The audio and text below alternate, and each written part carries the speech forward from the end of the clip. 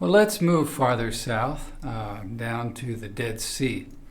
And the Dead Sea is the lowest body of water in the world. It's at minus 400 meters. That is below sea level. The Dead Sea is a very salty sea. In fact, the most salty. It's 10 times saltier than the ocean. And there's a dramatic drop-off as we come in from the west, moving east, like say through the Judean wilderness. The cliffs drop off very steeply down to the shore of the Dead Sea. From the western shore of the Dead Sea, looking over to the Transjordan in the east, we can see that high-level plateau on the other side, on the Transjordan side. Well, the northern end of the Dead Sea is quite deep, up to 400 meters deep, but the southern end is rather shallow. That is the part south of that triangular bit of land we call the Lisan Peninsula. So south of the Lisan Peninsula, it's only about 9 meters deep. Some places it's already dried up. It's zero. There's no Dead Sea at all there. And when the level of the Dead Sea goes down, as it does sometimes, these salt crystals form naturally, these pillars of salt. Kind of reminds us of what happened to Lot's wife. And the Dead Sea is so salty, the water is so dense, actually denser than your body, that anyone can float in the Dead Sea. And so here's your humble professor floating around in the Dead Sea many years ago. And the area around the Dead Sea has a climate much like Egypt. And it's not too uncommon to see even some caravan of camels going by in that very warm Egypt-like climate there around the Dead Sea. And rainfall is pretty minimal around the Dead Sea, almost no rain. The Dead Sea is passable on the western side, even though there's the cliffs that come down pretty quickly. It does level out on the western shore. This isn't true on the eastern side. There's hardly any shore at all, and so it's very difficult to go north and south on the eastern side of the Dead Sea. So most travel would pass either on the King's Highway to the east or pass by on the shore of the Dead Sea on the western side. Today, the Dead Sea is a source for minerals. It's rich in many kinds of minerals, and so in a joint project between the modern country of Jordan and Israel, they are harvesting those minerals, some for fertilizer, some for other needs. So it's a good source of minerals today. Because remember, the water goes in, there's no exit, water evaporates off, and those minerals just keep building up in the Dead Sea. And it's in the area of the Dead Sea that the Dead Sea Scrolls were found at a community called Qumran.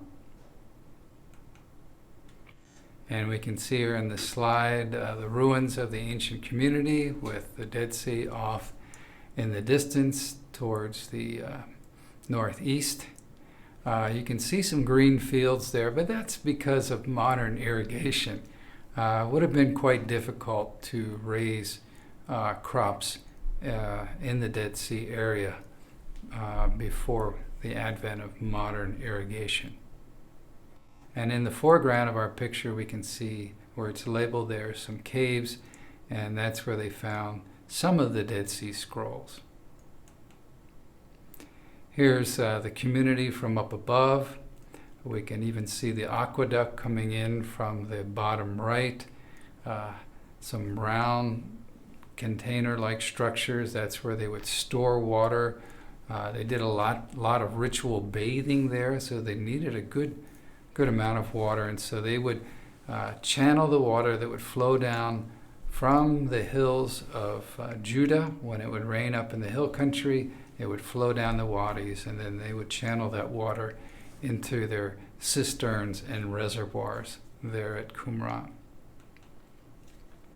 And so just across the valley or wadi from the Qumran community, they found some of the Dead Sea Scrolls. This is Cave 4 at Qumran. And let's look a little closer. So inside this particular cave, they found the great Isaiah scroll. Just a marvelously preserved scroll, one of the best scrolls we have of the Old Testament. This is looking from inside Cave 4, looking out. So this is what the cave would have looked like. But remember, the occupants at Qumran were hiding these scrolls. So originally these entrances wouldn't have been visible because they didn't want the Romans to get their scriptures and to desecrate them. Now we're in a cave way back in the hills to the west of Qumran, looking down on Qumran and the Dead Sea farther off in the distance. And so some of the scrolls were found where we're currently at, some near the community, and in various caves throughout the area. This is what one of the scrolls looked like before it was unrolled. And you can see how the scholars would have had a very difficult task of unrolling these scrolls, so brittle after 2,000 years.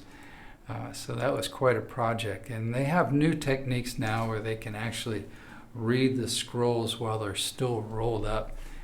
Some amazing technology they're using to read the scrolls. Well, the finding of the Dead Sea Scrolls is quite a story in itself.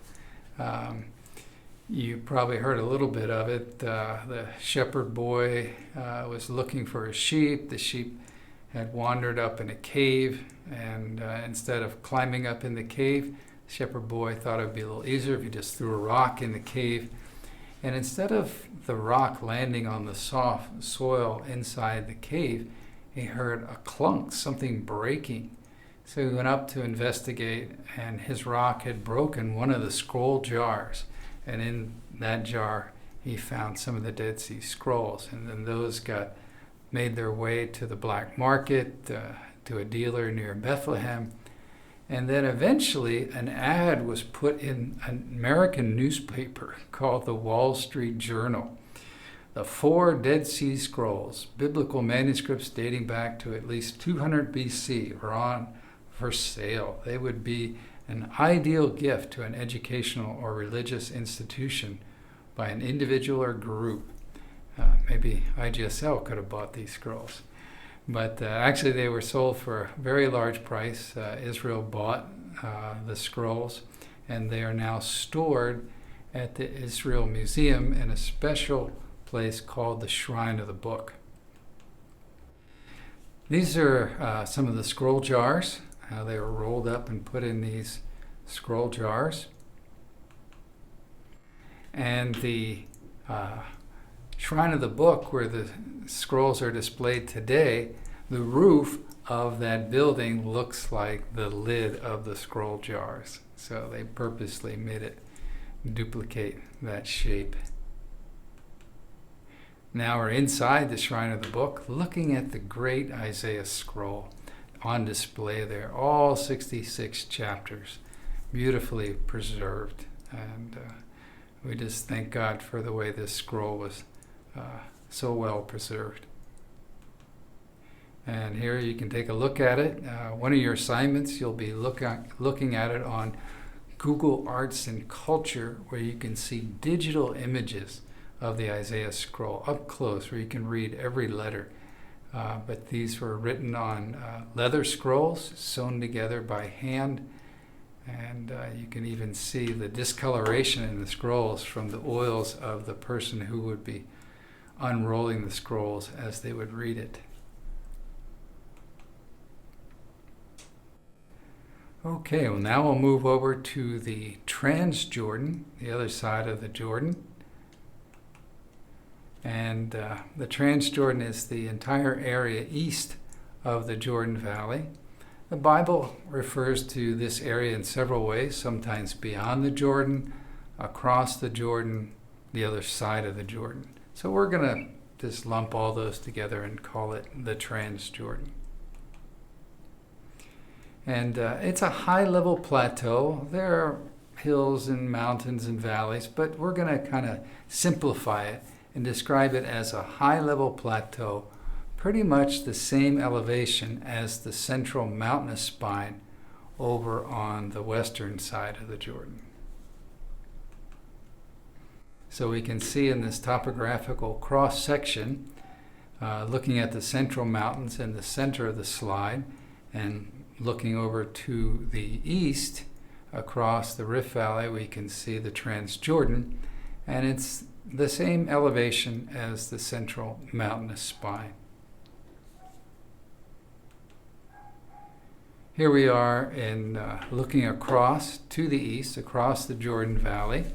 You can see how fertile it is today, and you can see across the Jordan Valley in the Transjordan, it's pretty much the same level, same elevation as where we are standing and looking out. So it's a high-level plateau with the Jordan Valley being sunken down in between the two sides. All right, we're up at the Sea of Galilee now, looking at the site of Hippus, a small hill that kind of overlooks the Sea of Galilee. And we're going to go up on that hill of Hippus, and we're looking pretty much due east right now, but we're going to stand on that hill and look back to the Sea of Galilee, and you're going to see that area is really a high-level plateau. So let's go up. Okay, now we're up on the Transjordanian plateau. Looking west, you can see the Sea of Galilee and the kind of hazy blue there. And where the arrow points is the site of Hippus. But you can see once you get up there, it's relatively flat. But from the western side, it kind of looks like mountains. The Transjordan receives less rainfall than the central mountainous spine. Things dry out as we move east.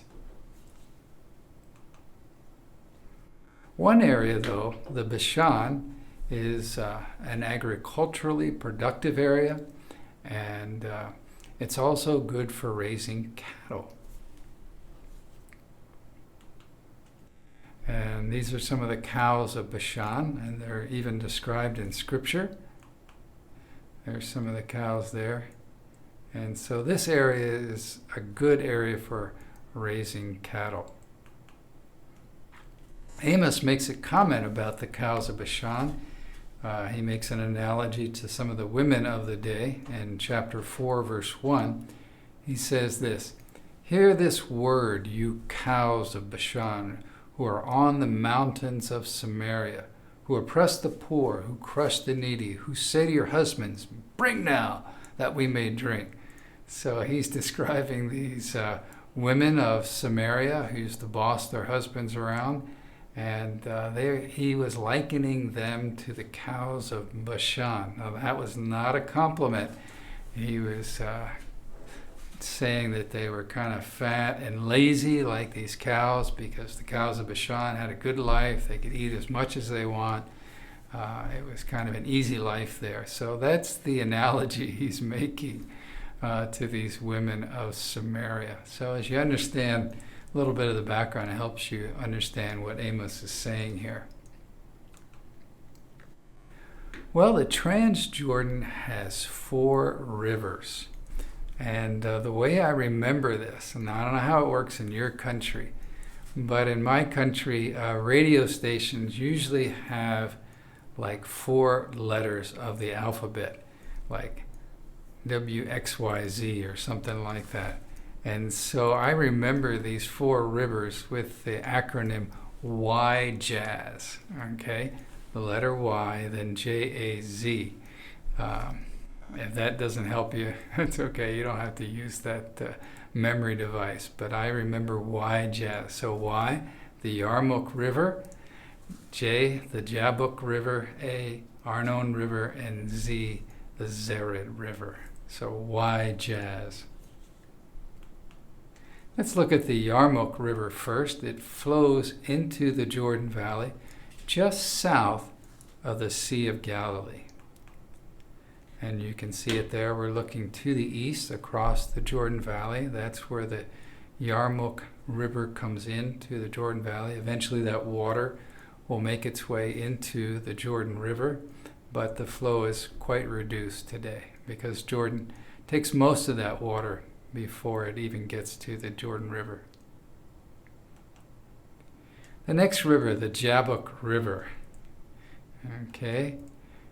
This is the river we're looking east. Again, you can see it's pretty small today.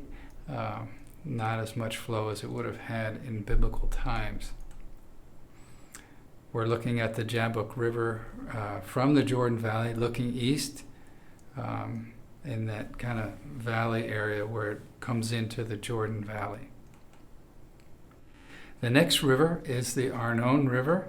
And this enters the Rift Valley right about the center of the Dead Sea area. And it's a very deep canyon that it flows through. In this slide, satellite picture, we're looking southwest, okay? And to orient yourself, just look at the Dead Sea there. So we're on the Transjordan side, looking to the southwest. And the arrow there we can see is pointing to the Arnon River in this huge canyon. And so over the years, the river has just carved out this huge, huge canyon as it makes its way down to the Dead Sea. And you can see today they've kind of dammed it up and the water's stored there. But I want you to get a picture of how deep and large this canyon is. And it was a natural boundary between the Ammonites and the Moabites. Now, sometimes the border would go across this natural break of a valley, but for the most part, the Ammonites were to the north and the Moabites were to the south of the Arnon Valley. There's the Arnon River at the bottom of this deep canyon. You can hardly see it in this picture, but I want you to see as the road winds its way down to the bottom of that canyon and then comes back up the other side. This is a huge, huge canyon and really serves as a natural border. The Zered River enters just south of the Dead Sea. And you can't see the water in the Zered River in this slide. You'll have to just take my word for it. There is a little water in the bottom of this canyon. But again, over the years, the Zered River has carved a canyon as it flows down to the Jordan Valley. And you can see the water backed up in a dam here in Nahal Zered.